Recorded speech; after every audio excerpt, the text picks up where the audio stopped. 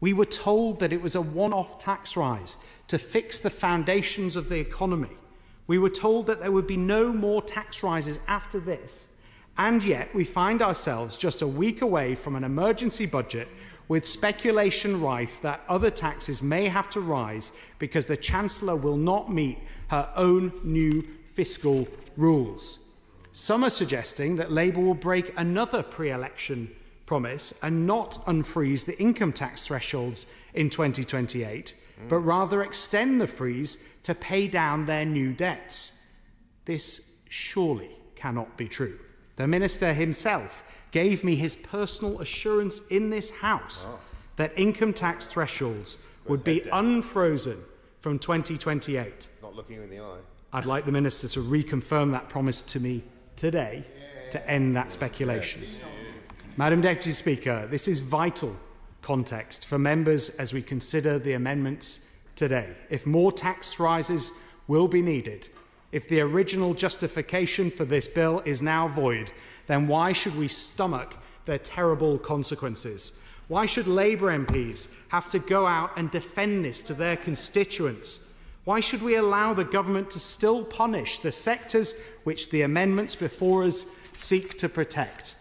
In fact, why must we stand here and see this entire bill implemented at all?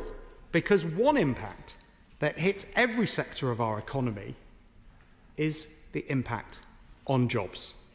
Just yesterday, we heard Labour talk about the importance of lifting people out of welfare and getting them back into work.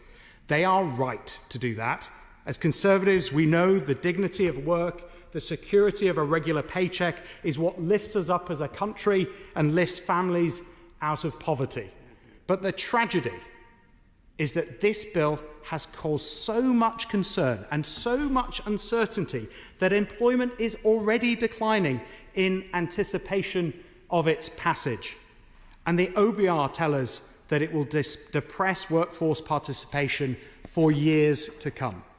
Put simply, this government is cutting welfare to boost employment, while at the same time boosting taxes which will cut jobs. No wonder business confidence has completely and utterly nosedived. It is inexplicable and entirely avoidable. The Minister... He says it's inexplicable.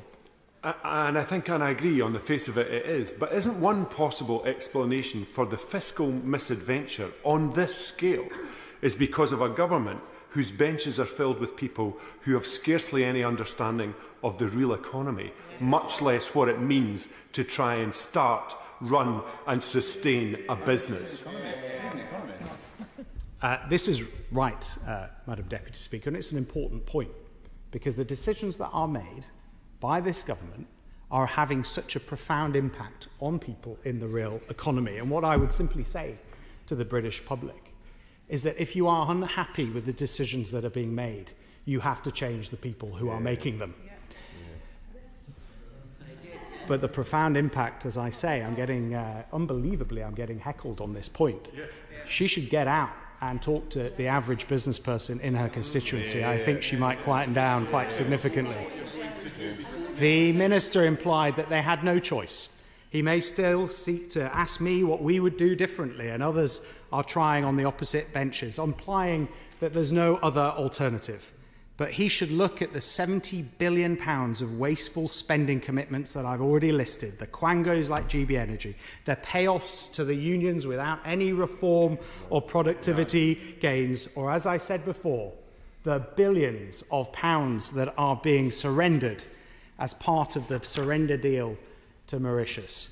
With growth on the decline, inflation, debt and unemployment on the rise, a Chancellor on the brink and confidence crumbling, we may not be able to kill this bill, but we have our chance now to dent the damage. I urge ministers and members across the House to do the right thing and support these amendments today.